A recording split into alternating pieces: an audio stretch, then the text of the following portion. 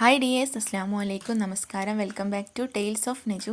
ഇന്ന് ഞാൻ വന്നിട്ടുള്ളത് വളരെ ഈസി ആയിട്ട് ഉണ്ടാക്കിയെടുക്കാൻ പറ്റിയിട്ടുള്ള ഒരു ഈവനിങ് സ്നാക്കിൻ്റെ റെസിപ്പിയുമായിട്ടാണ്. അപ്പോൾ കുട്ടികൾക്ക് സ്കൂൾ വിട്ട് വരുന്ന സമയത്ത് എളുപ്പത്തിൽ ഉണ്ടാക്കിയെടുക്കാൻ പറ്റിയിട്ടുള്ള സ്പൈസി സ്നാക്ക് എങ്ങനെ ഉണ്ടാക്കിയെടുക്കാമെന്ന് നോക്കാം. ഇതിന് അധികം ഇൻഗ്രീഡിയൻസിൻ്റെ ആവശ്യമൊന്നുമില്ല. വീഡിയോ കാണുന്നതിന് മുന്നേ ആയിട്ട് ചാനൽ ആദ്യമായിട്ട് കാണുന്ന ഏതെങ്കിലും കൂട്ടുകാരുണ്ടെങ്കിൽ ചാനലിൽ നിന്ന് സബ്സ്ക്രൈബ് ചെയ്ത് സപ്പോർട്ട് ചെയ്യുക.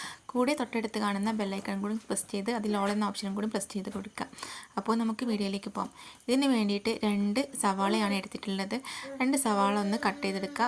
വളരെ നേർപ്പിച്ച് കട്ട് ചെയ്യണമെന്നില്ല, ജസ്റ്റ് ഒന്ന് കട്ട് ചെയ്തെടുത്തിട്ട് അതിലേക്ക് അല്പം ഉപ്പിട്ടിട്ട് നന്നായിട്ട് കൈ കൊണ്ടൊന്ന് തിരുമ്മിയെടുക്കുക. അതിലുള്ള വെള്ളമൊക്കെ ഒന്ന് ഇറങ്ങി വരട്ടെ. എന്നിട്ട് അവിടെ ഒന്ന് റെസ്റ്റ് ചെയ്യാനായിട്ട് വയ്ക്കുക. റെസ്റ്റ് ചെയ്യുക മീൻസ് നമ്മളിതൊക്കെ കട്ട് ചെയ്യുന്ന സമയം മാത്രം മതി. ഇനി ഇതിലേക്ക് ആവശ്യമായിട്ട് എരിവിന് ഒരു പച്ചമുളകാണ് എടുത്തിട്ടുള്ളത്.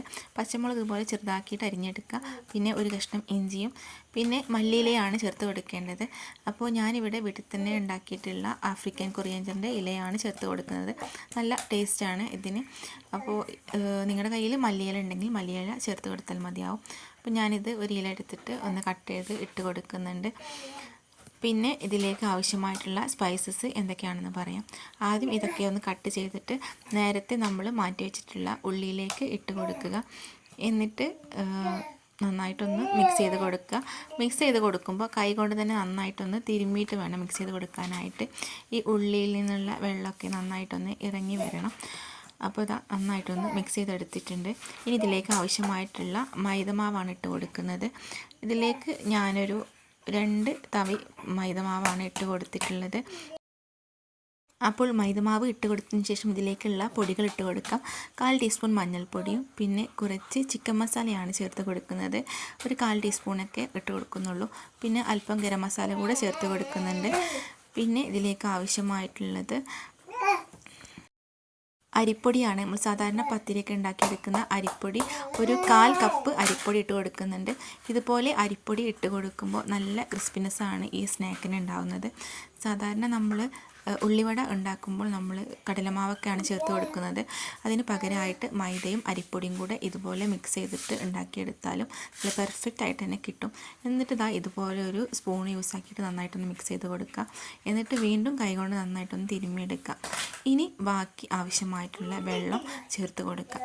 ഏകദേശം ഉള്ളിൽ നിന്നുള്ള വെള്ളം തന്നെ ആയിട്ടുണ്ടാവും. പിന്നെ എത്രയാണോ വെള്ളം ആവശ്യമായിട്ടുള്ളത് അത് കുറച്ചൊന്ന് ചേർത്ത് കൊടുക്കുന്നുണ്ട്. പിന്നെ ആ ഒരു സമയത്ത് ഉപ്പ് ആവശ്യമായിട്ടുണ്ടെങ്കിൽ ഉപ്പും കൂടെ ചേർത്ത് കൊടുക്കുന്നുണ്ട്. എന്നിട്ട് കൈകൊണ്ട് നന്നായിട്ടൊന്ന് മിക്സ് ചെയ്ത് കൊടുക്കുക. അപ്പോൾ ഇതുപോലെയാണ് കൺസിസ്റ്റൻസി വേണ്ടത്. അതായത് ഒരുപാടങ്ങ് മാവാകേണ്ട ആവശ്യമില്ല. നമ്മുടെ ഉള്ളിയൊക്കെ ഒന്ന് കാണുന്ന പോലെ ഇതുപോലെ ഒന്ന് ആക്കിയെടുക്കുക. ഇനി നമുക്കൊന്ന് ഷേപ്പ് ചെയ്തെടുക്കാം.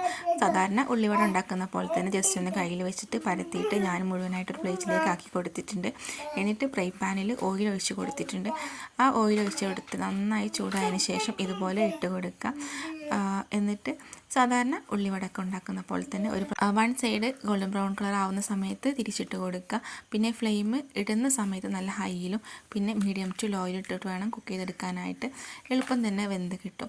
അപ്പോൾ വളരെ എളുപ്പത്തിൽ കടലമാവൊന്നും ഇല്ലാതെ നല്ല ക്രിസ്പി ആയിട്ട് നല്ല മൊരിഞ്ഞ ഉള്ളിവട ഇതുപോലെ ട്രൈ ചെയ്ത് നോക്കാത്തവരുണ്ടെങ്കിൽ മസ്റ്റായിട്ടും ട്രൈ ചെയ്ത് നോക്കാം.